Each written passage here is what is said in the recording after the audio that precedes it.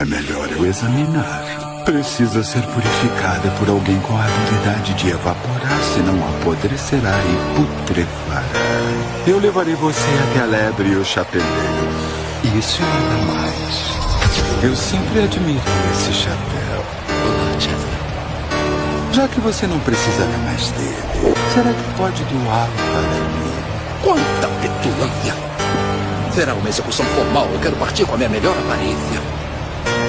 Realmente é uma lástima. Eu tenho um fascínio por esse chapéu. Eu usaria só em ocasiões especiais.